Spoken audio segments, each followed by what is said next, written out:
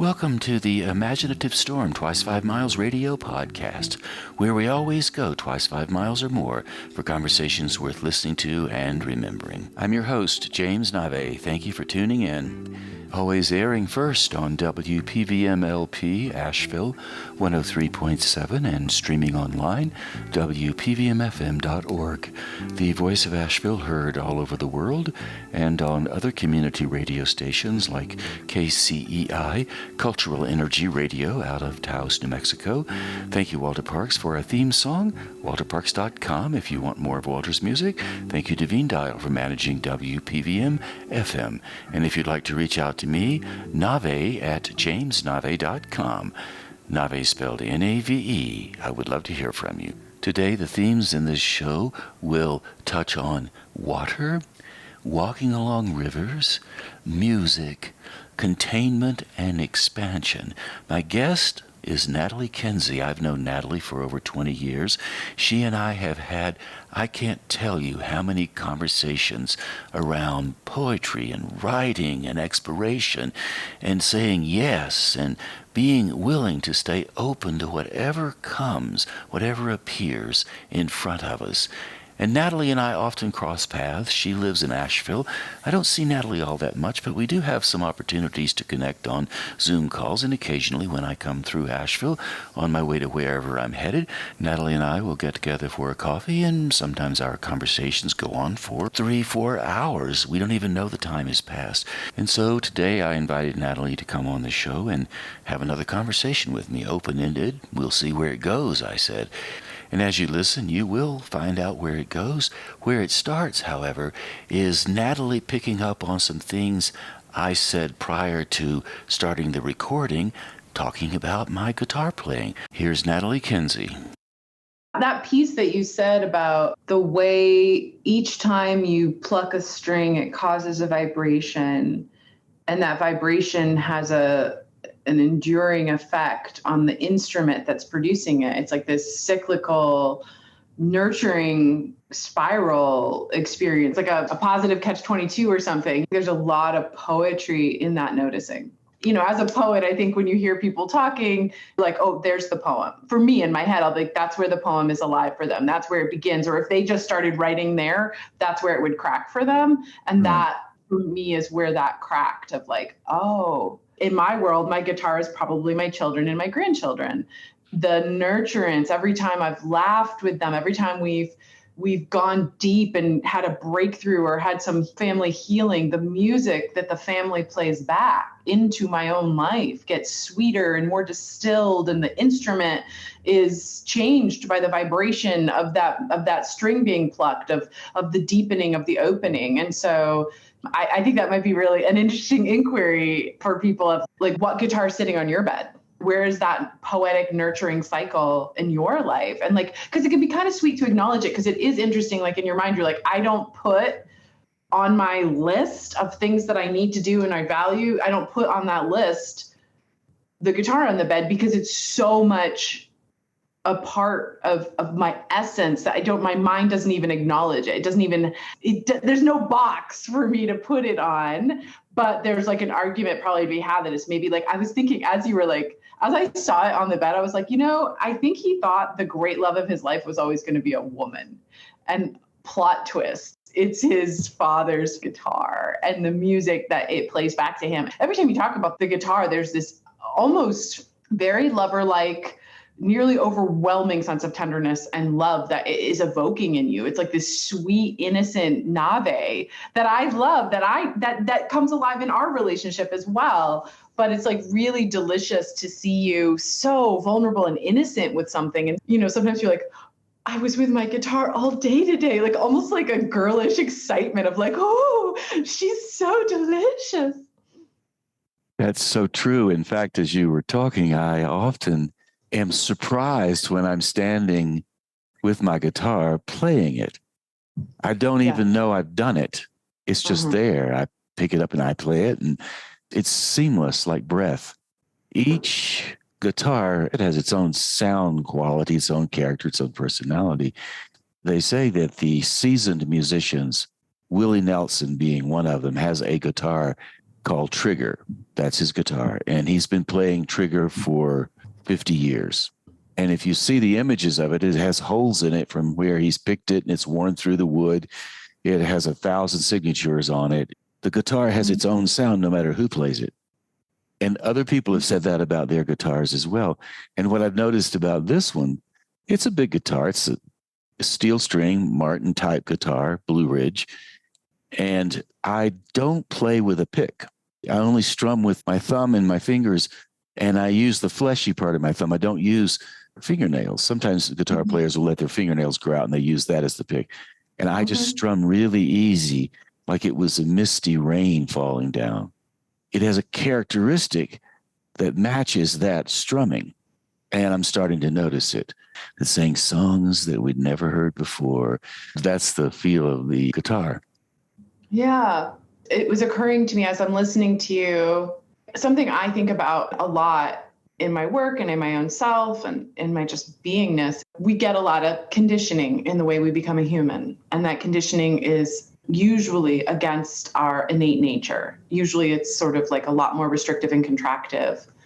And people have to come awake to that. You and I've talked a lot about these different dynamics. And particularly, I think we've talked a lot, and maybe there's a lot more to say around how a true moment with art, with creativity, will create a spaciousness that is necessary for your own innate voice to mindlessly begin to appear more fully on the scene of your own life. Because if your mind that's been conditioned tries to make room for your innate self, it just doesn't happen that way, because the mind will be like, we're conditioned, we're patterned this way. These are our limiting beliefs. This is who we should be. And then there's this sweet little like tender baby doll inside Navé who's like, I just want to be with the music. I want to enter it. I want to love it. I want to let it undo me. I want to just be total with whatever this is, because this is me. This is me. But you can't even know that because it's like a really quiet, innate, wordless, unnamed, essential part of you.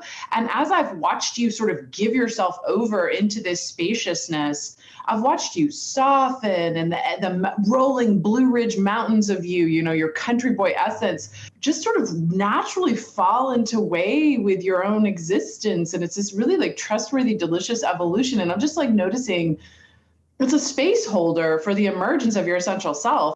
In some ways, I feel like it diminishes the bigness and beauty of it to just name it. And I think it's also valuable for other creatives, because I think we have a hard time trusting. I know for me, I definitely do, as a coach and a teacher, sometimes I'm like, all I want to do is just go into the art, like as a painter, like a lot of people don't know, like I'm a very deep and vivid painter. And sometimes I just want to work on a mural and take my clothes off for days and days and days and days and days. But then my mind's like, you got to serve, you got to help these people, you got to do all this kind of stuff. And then I'm like, I just want a naked mural. It's all I want to do. And there's like a real trust that you need to engender. If you engage the thing that's really bright that you need to do, engaging it brings you to a new level. And the times when I do trust and go into the art and just get surrendered and rich and vulnerable with it and just let it work me naturally, then when I go back to the teaching or the coaching or the helping or whatever I'm doing, I'm so much more. It aligns me. It tunes my instrument. Something moved. I came in clear. You know what I mean? And so I think that it's a really rich, very trusting, vulnerable process to stay in that fluid identity space, because I don't identify as a painter. You don't identify as a musician.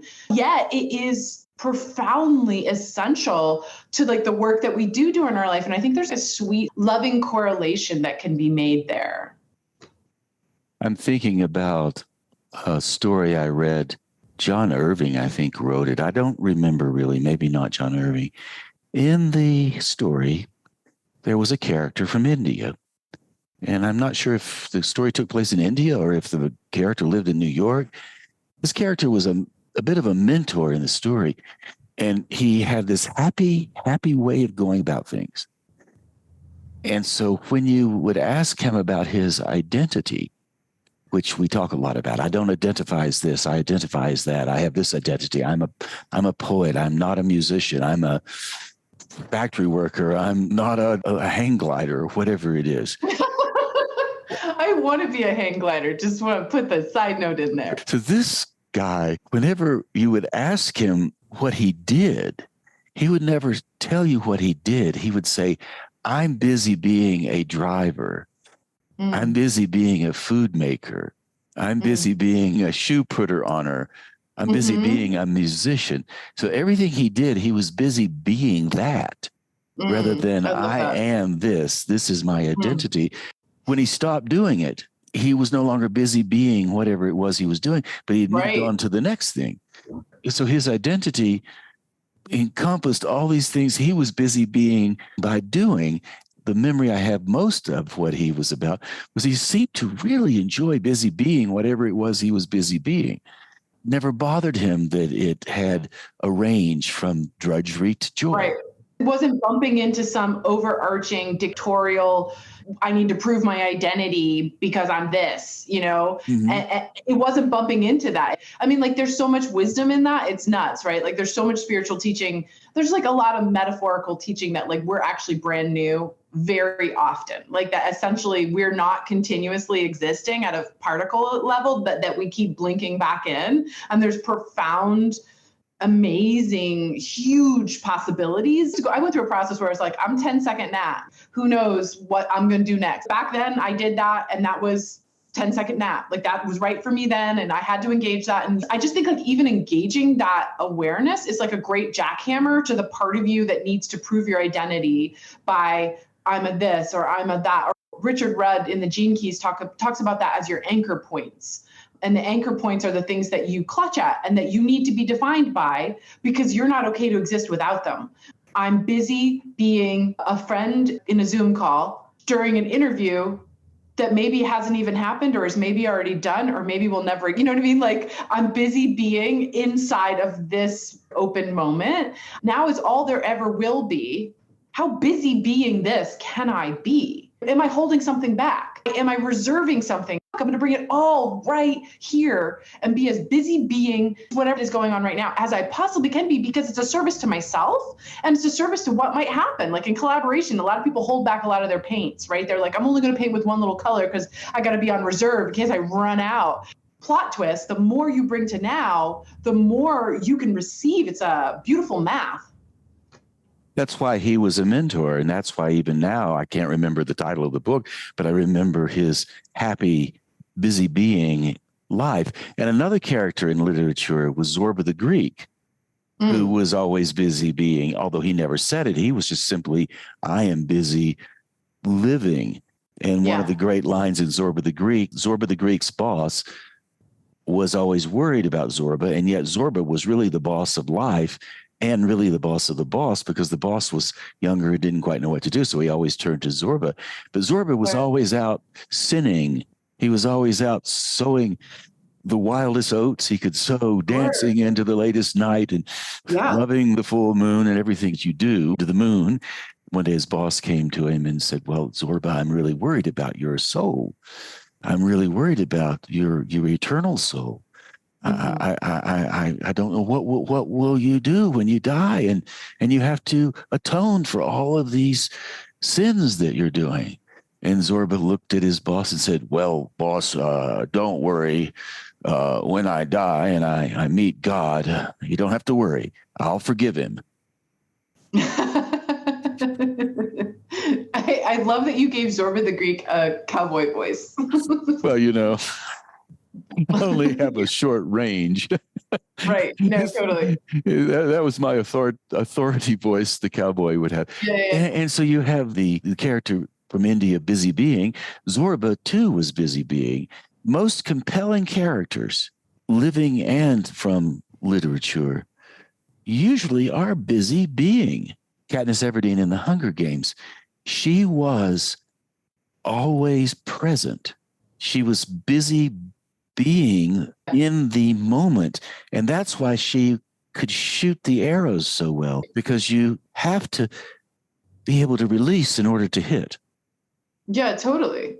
I have a fantasy. It's not a genuine fantasy, but it's a fantasy of apocalyptic times, because the series of absolute asks that a life situation like that is something that is very attractive to me. It brings out a whole new level of presence where you're just like boom, boom, boom. And I personally love joyful busyness. That really works for me. I love to be engaged in things that I am clear about. Even if that busyness looks like sitting down for an hour to meditate, but I'm all with that. And I'm like, ooh, that sounds delicious. I really want to be with myself. I want to make some space for contemplation around this because I think that something here is moving. But I really love that all in tone of beingness where I'm really clearly with whatever now is. It's a playfulness because there's a lot of curiosity. It's like, ooh, I'm just going to really be with this and enter this. Someone asked me recently, they were having a big shindig and had a hard time and a lot of people canceled on them. And they're like, I need 10 people or I need a Natalie. Can you come throw down? And I was kind of bored with myself. I was trying to finish a project and all my energy's like, ugh. And I'm like, yeah, I'm coming. And I go to the farm and I just start bossing people around and getting them going and harvesting and had a day of rah, and it felt so good. You know, it was like superhuman, like I brought out the part of me that can inspire people and galvanize things and bring a lot of energy. So people were suddenly, they were all like, and then suddenly they were like, oh, yes, I can see the vision and I can go towards it. It was a hell yes ask. And then I came home, crushed the project that I'd been like kind of about for like basically a week. And in an hour, I was like, oh, dude, this has got to go. Delete that, move that. Oh, done. Earlier in that little withering project, what was alive in me, if I was to do a check on like what I was doing, was I'm not really interested in this right now. I have to finish this. I'm a bad person for not having finished it. Or, you know, there's this like really cruddy, resistant split dialogue that was keeping that presence. Because we're saying be present, but I believe there is a presence that emerges from the divine when we open those gates in a full way. And so there's getting out of the way of it. And then suddenly I had access to the clarity that that presence brings. And I think that what we're talking about is having a playfulness and a curiosity about how we can make room in our life to be with that presence, to be influenced and delighted by and filled up by and play with. It's sort of like a continual lowering of the rigid ego gates to make space for that presence to be delightful. I know exactly what you mean. And I take that delight in cleaning the room. I was sorting out some of the stuff here in my place, and I have a cabinet, and the cabinet was dirty because it hadn't been used, and I thought I'll store some stuff there. So there were some paint cans in the cabinet, and I moved each little paint can up to the top shelf, and then I came to the next one and moved it up to the top shelf and organized these little paint cans that nobody will look at for another year or two, maybe, or longer. Right. I thought that was just absolutely great. Look at all those little paint cans on the top shelf. And then I cleaned the shelves and then put the other stuff in. I look over there at the shelves. They're completely closed now. Nobody knows what's behind them, but I take great satisfaction in that. What I'm reminded of now in this conversation about being present and being in that moment, I now have a little bit better insight into why I get somewhat confused when people ask me how I identify. Because I am somewhere in my psychology, I'm following that I'm busy being a dishwasher. And that 10-second nap, I'm a dishwasher now, but I will be a poem writer in 10 minutes, and then I will be a conversationalist in another hour with you. Right. I will be an editor. I will be I will be a person sitting in the sun. For me, that conversation really comes alive with the river metaphor. And it's interesting you're saying this because I went on a long walk with a friend recently, and we were talking about my middleist human is very excited to have neutral pronouns and being exploratory and playing around with identifying they're female born, but they don't identify as being a woman. That feels really off to them. And so this is really important for them. And they're on the leading edge of cracking open assumptions about like, if you have breasts, that means you should be pretty and, you know, all these kind of assumptions that are really contractive, right? So they're on the leading edge of that. And they're so inspiring and awesome that they're doing that, because I think we all have like little side quests or core missions in our heart where when we're really being real about ourselves, fully expressing that does good things in the larger world. It opens conversational space. It opens permission. Sometimes someone's really raw or honest about something. I want to be more honest about that in me. You know, we have this natural inspiring thing that happens. But what happens when I'm hanging out with them sometimes is we'll get really deep in the sweetness. We'll get really, really lost. And then I start referring to them as she again, because that's what's in my brain at a deep, deep level, how I've known them for 21 years. The part of my mind that's tracking their identity shifts goes away. I'm no longer there. I'm no longer in that mind tracking place. And I just go into a more essential place. In my work and in my life, I'm basically aiming towards being in the center of river of life. The flow of life is carrying me. I am surrendered to it. I feel really clearly inspired. I feel kind of steadily connected with divine energy. It's not a blip in and out. And then there's the briars on the side of the river that I sometimes get into. And that's where like contrast inspires me and brings clarity and shows me my humanity and like maybe doesn't feel that great, but it's super important to being a merged human. One of the reasons we came here was for the way those briars inspire moreness in our own beingness. Our soul gets bigger in those moments, right? All really important part of the dance. I find that when I'm in the middle of the river, I have a very difficult time with all conversations around identity, because in order to get there, you sort of have to pay the token of excessive identification with anything, because you have to become more of the allness in order to be in the middle of the river like that. You can't hold on to those. I need to be in that little box. But in a merged human experience, I can't exist without some of those identities, because when I'm in the brambles, I need some safety to hold myself while I grow through that, while I experience the contrast. And so for me, sometimes I know you and I've talked a lot about love and relationships. You know, I have a crush on being polyamorous and a relational anarchist. But the reality of my emotion between being in the center of the river, where we're all the silvering sweet breeze of love being poured through, let's just hold hands, make love, and be everything. Then I come back to like hitting jealousy or something contractive, and I can't be open to everything all at once. This is really killing me. So like it's been a real vulnerable dance, seeing myself in the openness and trying to exist as in polyamory and relational anarchy, right? Where there's like very little identification and a lot more beingness. And then being really tender and gentle with myself and saying, I actually don't know how to fucking exist like that sustainably yet. There are patterns and challenging little human parts of me that are coming online. And that conversation, I think, is one of the most important human paradoxical conversations we can have about the balance between that openness and being with all with divine energy and all with source and flow, who we are in that, and then who we are when we're less open and less merged and less with the river of life flowing through us. And we're just a little bit like more human ratio going on. And what do we need in that time? And there's like a self-tenderness. I would almost identify that I could be that open, and it wasn't gentle or self-considering of the part of me that can't sustain that all the time, that needs to be like, I'm just sad and I don't even know why. And I just, and like, what do I need then?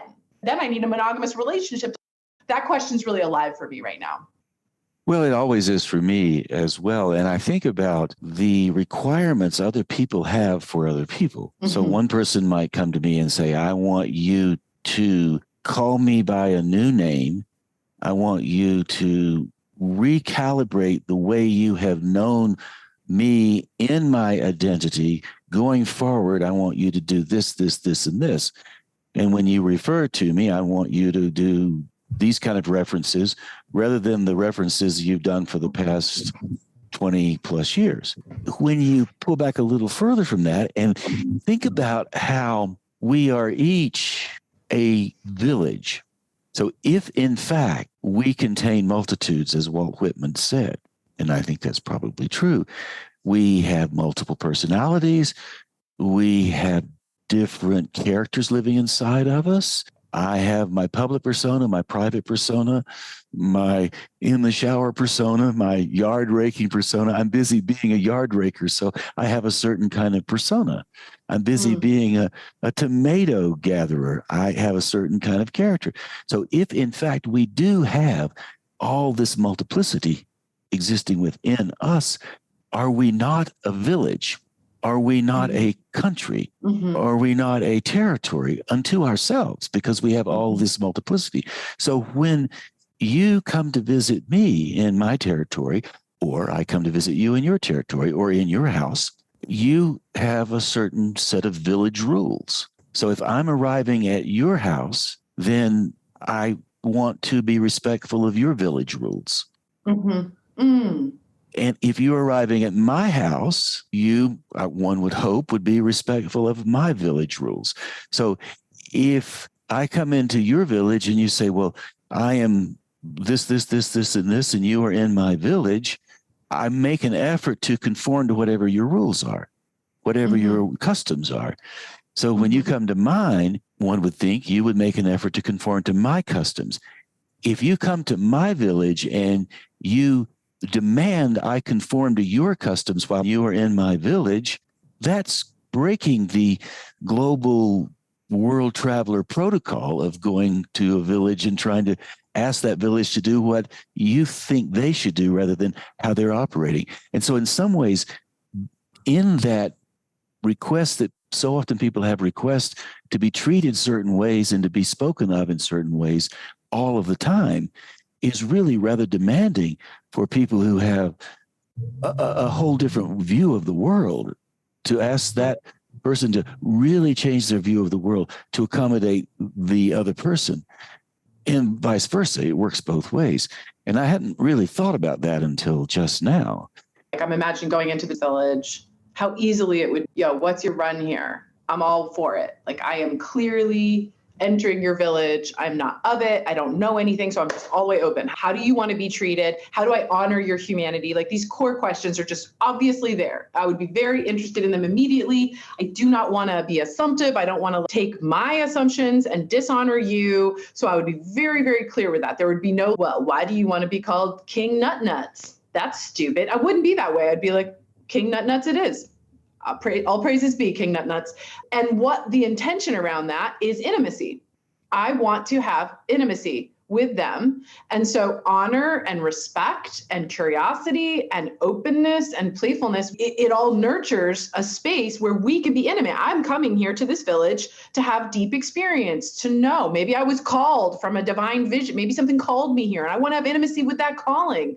And so honoring and showing up, what container holds this game of intimacy, and not having a lot of like moralistic assumptions. King Nutnuts is wrong. No one should ever be called King Nutnuts. So it breaks the intimacy when you have that moralistic judgment assumption around it.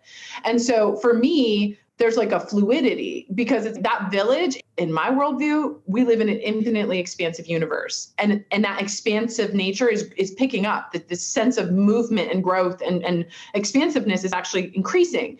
And so for us to go into anyone's village with an assumption like, this is the village you were, it's the same one, our fundamental approach to relational interactions doesn't have that fluid curiosity about like, yo, you're 10 seconds King Nutnuts. Who are you now? Or we don't have like kind of an ongoing capacity for playfulness and openness around that. Someone says they changed, we take it personally. Oh, you changed, you're different. What does that mean for me? I feel left behind, I feel triggered. And then all of a sudden, intimacy's gone. Curiosity's gone. We're not playing with the now. That trigger just took us to when we were 8 and our best friend said, I need to move to Idaho. And you're like, it's because you don't love me. I'm now alone. I can't deal with my, whatever. Like, we've lost the present moment, and that's fine. Like, you can't help if you're triggered, whatever. There's like no judgment on that. It's just noticing where we are not free to accept and enjoy the intimacy parameters of someone else's village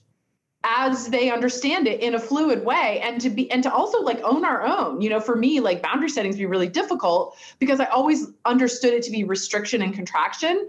And now I think of it more like a riverbed allows the river to go where it needs to go. And the riverbed isn't every stone in the universe. It doesn't have a lot of trees in it. Like, a riverbed is specific to get the river to where it is supposed to go, where its true path is. So I've come to think of personal boundaries as what is in my riverbed that allows this river to go. Such an interesting image. Even the most raging river is dramatically constricted, and that's why it's raging. Yeah, Right. Yes. Yes. It's not free. Beautiful. Come on. We came here in our human experience to be importantly limited. And I think there's an idiocy to not just enjoy and acknowledge that. I say there's infinite potentiality in the world, but the way that we express as a human is beautifully limited so that we can dance and taste that limitlessness. And I think a lot of people are still really fighting the joy of that innate limitation. Like for me, I'm like 500 years of my evolution, I will be a polyamorous joy slut with everything, including trees, right? But in this life expression with my current limitedness, that doesn't work. I get lost in the sauce and I don't have the deep, deep presence in the sacred, deep, intimate. I can't do the work and give the energy to be in everyone's village of what they need for love and who they are now and they are evolving. I can't show up for the fullness of that conversation with everyone and have it be really, really true, right? You and I have shown up for each other's village over time and endured, a lot of wow, you and I had a really difficult conversation recently on we've grown, we've changed. What are the rules of your village? I don't think I'm up to date with them. And my heart needs to hear that so I can be intimate with your ass. We can keep being soul brother and sister, keep loving each other, showing up for each other. And I think that that's a really juicy work that I am now acknowledging. I am limited in how much of that I can do in my human experience, do fully. I am busy showing up for the deep intimacy of our true love, right? That's a fullness. I don't have unlimited amount of that in my life. And so there's a sweet self-loving acknowledgement to that limitation. Really interesting confinement, limitation, and expansion. We create things by way of developing structures that limit, right, rather than structures that just go out into emptiness. We started as infants in the womb. Limited. The newborn, where are you going to go? Can't do anything. I just float around in here until I come out. And then you come out and everything is brand new. And all of it is expansion. But as you look around, if you stayed in that expansiveness and never understood what you were looking at, eventually just short circuit. You couldn't do it. Right. So we confine ourselves in the joy of our existence. Yeah. And so we're celebrating confinement. And within that confinement, you are able to expand. So when one says confinement, coming back to the raging river, I mean, the Amazon River is so wide at the mouth of the ocean where it enters the Atlantic Ocean, you cannot see the bank. It's as wide as the Great Lakes. It's huge, miles and miles and miles of the river. So even the river in its confinement is so expanded that you don't know it's confined. That's so beautiful. That's delicious. My soul just really liked feeling how I felt standing in my mind at that river and not even being able to see its confinement, but honoring the beauty of that. And I think my mind goes to the part of understanding our own humanity that could be termed understanding your personality framework. And I think about through Gene Keys and human design, I've talked to you a lot about this, but it was really mind blowing, literally. It blew a lot of doors that were shut in my mind and heart opening to understand that we chose riverbeds to contain the river of ourselves for this human expression in this dance. And that when you calm down, cool, what did I choose? Some of us chose to be very broad, like that Amazon, that you can barely see the other bank. And we're here to take in a ton. I'm one of those. I take in a ton of life experience. Ask me about my stories. Ask me how many times I've literally died. There's so much human experience I have had. So many kids, grandkids, just lived a big experiential life. And then my work, my teaching, what I bring has that hugeness in this and a huge acceptance of baby, we came here to play, get in the game. I get that. I came here to embody that, right? Not everybody came here. Some people have very deep waters. And you have to slow down to be be with them because they live in the deep, deep, deep, deep places. And when you start to get curious about that and stop expecting, just because I have a wide riverbed, just because I'm here for like giant experience and to help people remember, y'all, it's safe to play the game of life. I had to live a life in which I could really understand and embody that in order to bring that to the world. If I expect everyone to do that, that's an idiocy. And we do that. We assume just because these are my village rules, they're yours too. No, they're not. I'm here. I want to have intimacy with you, village I've never visited. What are the beautiful wisdoms? What is the grace and love that you know about yourself? I'm so curious. Let's bring our rivers together. Let's have a river dance. When you accept your own riverbank and you love it, and you see how it has allowed your river to tumble just right and so gloriously, you can afford that courtesy and that generosity to the other person's limitations too. When they say, I can't do this, I don't think this is a place I can go, you can say, wow, I love that. Beautiful. I get that. We can honor each other's beautiful limitations. That basically they're saying, for whatever reason, I don't have the context, I don't have the container for that.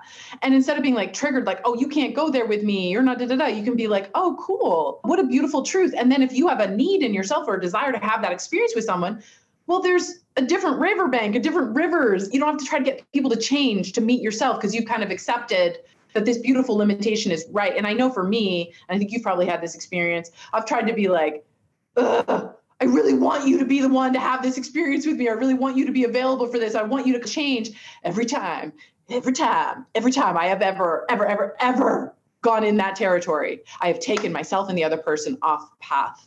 It is the opposite of courtesy, generosity, or grace. It's destructive. That's so, so true. And as we're thinking of the rivers and as we're talking about the rivers, I think of the many times you and I have visited over the years. And so often we have been by a river, the French Broad River in Asheville, the rivers up near Burnsville, a lake. East Fork of the Pigeon River falling out of the Blue Ridge. All that. Thinking about the confinement that the river enjoys and thinking about the river itself.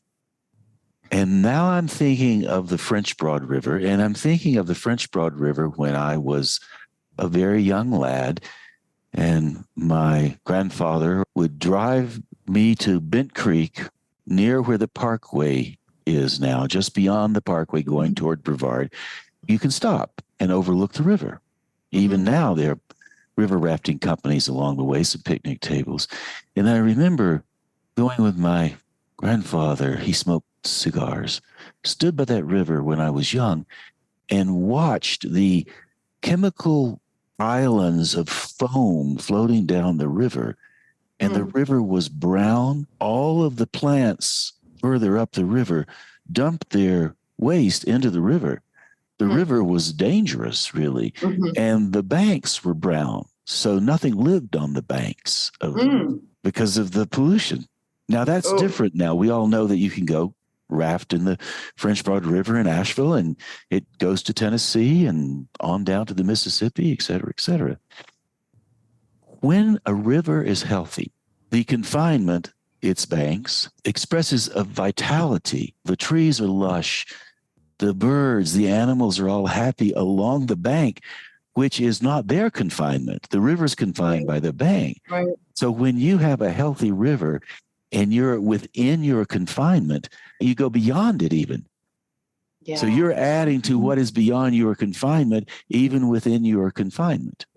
There's an auric experience. You know, if you're around someone who's at peace with their riverbank, they're nurturing to those in the environment, the green, the beautiful bushes, the plant life, the butterflies, the dragonflies that are climbing out and emerging in this birth cycle. You're in that energy, you know, you're in the auric energy. And when you go into the human design and the gene keys, you will discover someone's auric signature. For me, my auric signature is presence. When I'm in a clear way and I am enjoying the limitations of my personal river and I'm at peace with it, I can inspire in other people a deep sense of presence, and I bring that to my own existence. I think yours is beauty. I can't remember. I think it's beauty. The beauty of being really transparent to the essence of life in your own creative engagement. Those are the flowers and the beautiful proofs, that sort of sense of being in harmony with it. I'm beginning to work directly with teenagers and young teens because I worked for a long time with families in family dynamics with the kids. But then I started to think, if I can get to the kids directly, before it's gotten all discordant and so far out that there's so much pattern to uncover and so much to decondition around.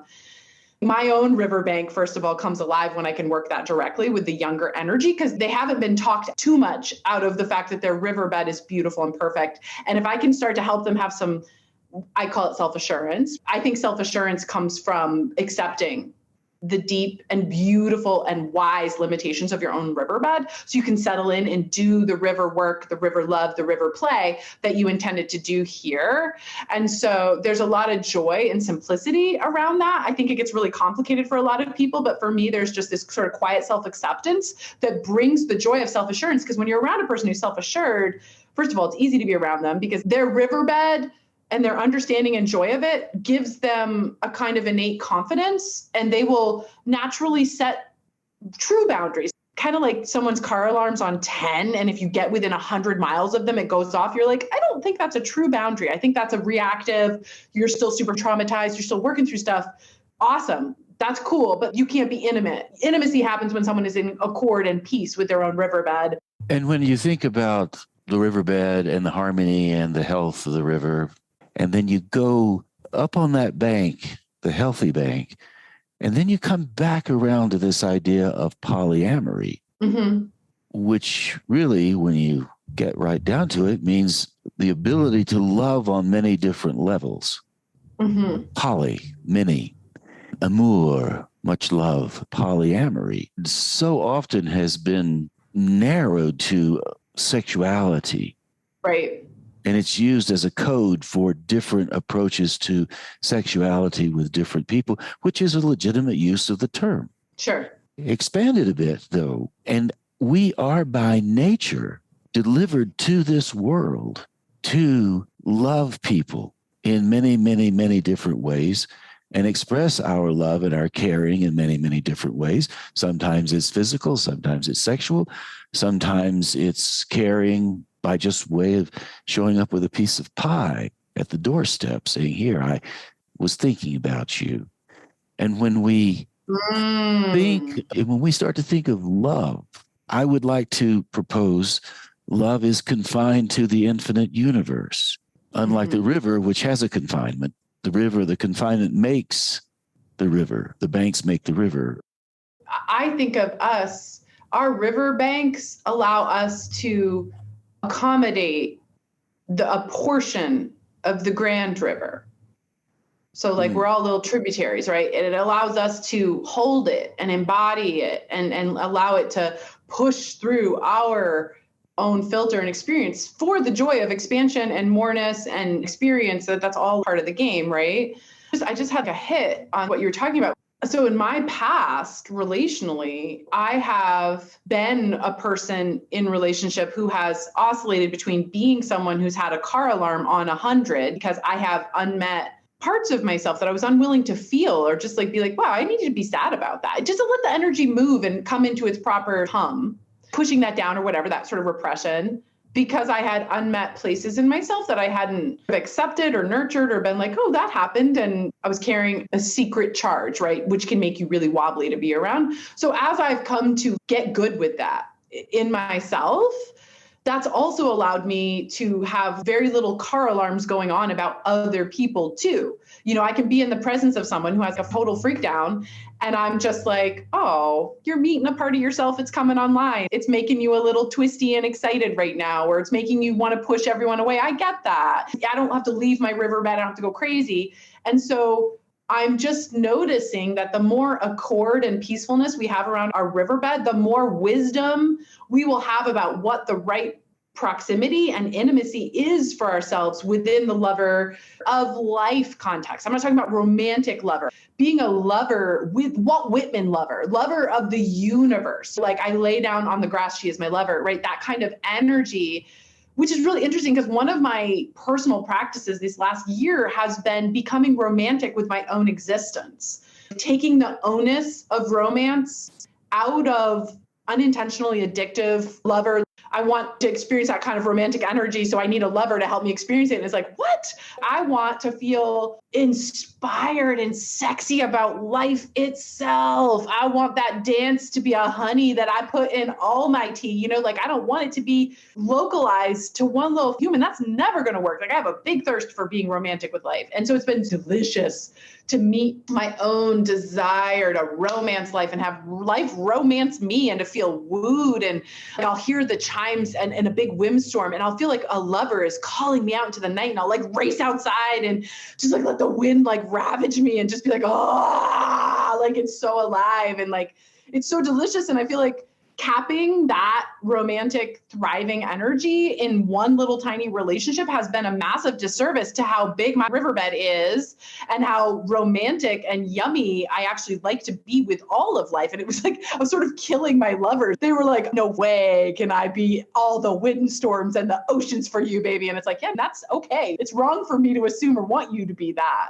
And that's been a great personal softness and excitement for me, and it's helped shift. And it's a little bit back to what you're talking about with being, we're all innately polyamorous at some deep level. And right now the universe is one of my biggest lovers.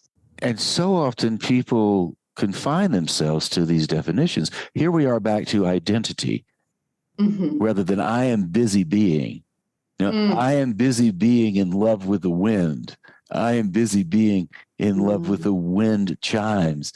I am busy being in love with the silence in the room. And the broader you go with that, the more generous it becomes. And the more opportunities you start to see. Like, I am loved by my simple existence.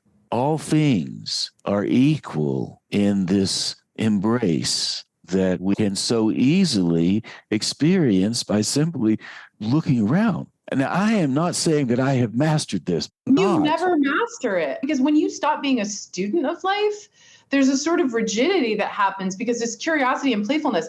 Can I tell you like a little brief story that sort of pulls this together a little bit? So I got invited to go be with the river with a friend, and there could be lover energy. Just a backstory. So we go to the river, and I'm starting a fire. They're going to go do a river immersion, and I'm having a conflict because I'm hearing the river, and this is my beloved river. Like the South Toe is like one of my best people. I have this deep, visceral connection with her. She saved my life. I went and immersed in her in years, helped me heal from Crohn's, all this kind of like huge, like soulmate friendship with her. And I'm by the fire with this person and I hear the river. I just want to go to the river. It was just like call. And I just was frank with this person. I was like, I really want to just go be with the river, and it's dark. And they're like, awesome, I'm going to be here. So I just take my shoes off, and it's raining, and I walk to the river, and I walk through the cold river, and I find this flat place to sit, and I sit down, and I get this immediate jolt in my body, and I just start crying. And I'm like, oh, why am I just crying without any thoughts? What is happening to my body, And then I heard in my mind kind of a voice say, I want you to sing. Okay. And I just start singing and singing and singing. And I realize I'm doing a jazz set. I'm singing all those old torch songs. I'm singing, Night and Day. And I'm singing like there's all the presidents and kings in the world. I'm singing with everything I have. And I sing for about a half hour. I don't know. I'm just singing and singing and singing. And I realize that this energy, this sentient divine energy, this river god, was asking for tribute from my heart, and that our connection, we have a love affair, was wanting some kind of participation from me. And I wept, and the catharsis that I received from that collaboration cleaned me out. I was all the way new. And then I was quiet when I went back to the fire. There's nothing left to say in a human way. I had sung every transgression. It was this transmutation that happened by just listening to this relationship that I have that isn't limited to the human form. It's with an entity. It's with a natural wild force. And it was this pure showing up for a very profound love affair that's always been so important to me. But the more I dig in and listen, the more value of that incredible lovership emerges in me. It's very interesting because it is not coming from any identity mind places. I have never considered having a river as a lover, right? But what's really interesting actually is that after I had that experience, I was listening to a podcast on the way home, not from that experience, maybe a couple days later. And it was about a concept called ecosexuality. It's amazing the way we have access to the emergence of newness and next level stuff. So it's just interesting that I had that experience because I didn't have any concept of that experience. It was just this really profoundly true experience and very cathartic, very real, very good for me kind of experience. And then I heard these two beautiful women who have been activists in different way, and they have a sense that ecosexuality is this idea that you consider the earth to be your lover at a very profound level, and you want to like bury your hands in her, and how good that actually is for everything. The lovers that we give a cord to, we treat very well. We woo. We would never hurt. We would never pour chemicals in and kill her banks, right? We have a deep, deep reverence.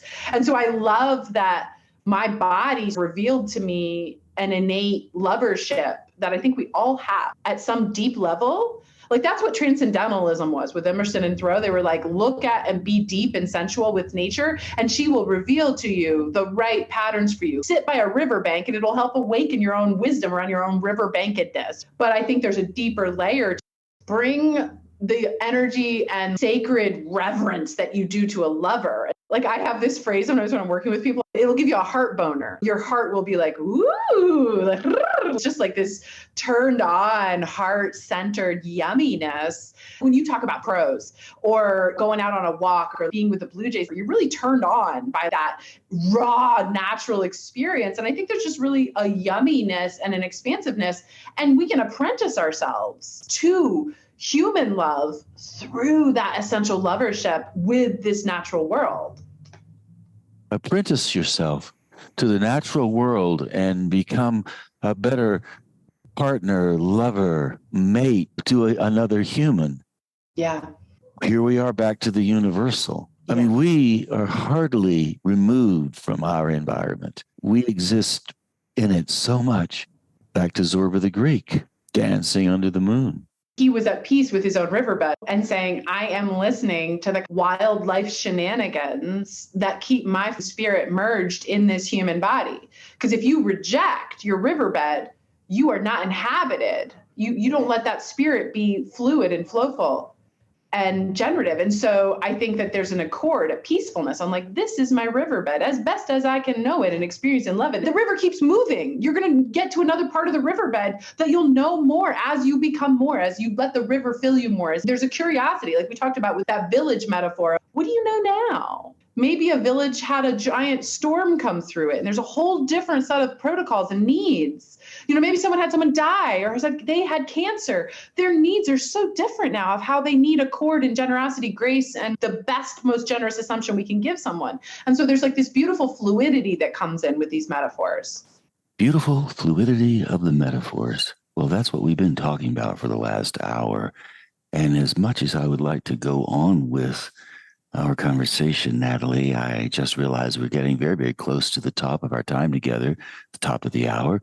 So if you don't mind, I would just like to close on the beautiful fluidity of metaphors and say thank you ever so much for being part of the Imaginative Storm podcast series. Oh, it was a pleasure. Thank you for having me, Navé. And there you go, my friends, my conversation with Natalie Kinsey, a conversation I've been having for many years. Like I said, it's always a pleasure to talk to Natalie, and I'll have her back again. I hope you enjoyed it as much as I did, and I hope you have gotten something out of the idea of containment and expansion.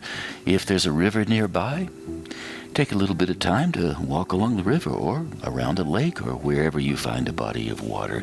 Listen to what the river has to say. Listen to what the water has to say. Listen to what you have to say. And I would also like to thank you so much for tuning in to the Imaginative Storm Twice 5 Miles radio podcast. I'm your host, James Navé, and we always broadcast this show first on WPVM-LP, Asheville 103.7, and stream it online, WPVMFM.org, the voice of Asheville, heard all over the world, and on other community radio stations like KCEI, Cultural Energy Radio, coming out of Taos, New Mexico. Thank you, Walter Parks, for our theme song, walterparks.com for more of Walter's music. Thank you, Davine Dial, for managing WPVM-FM. I appreciate that so much, and if you'd like to reach out to me, Navé at jamesnave.com. Navé is spelled N-A-V-E. And with a couple of minutes we have left, I'd like to close by offering you a poem from my new book, 100 Days.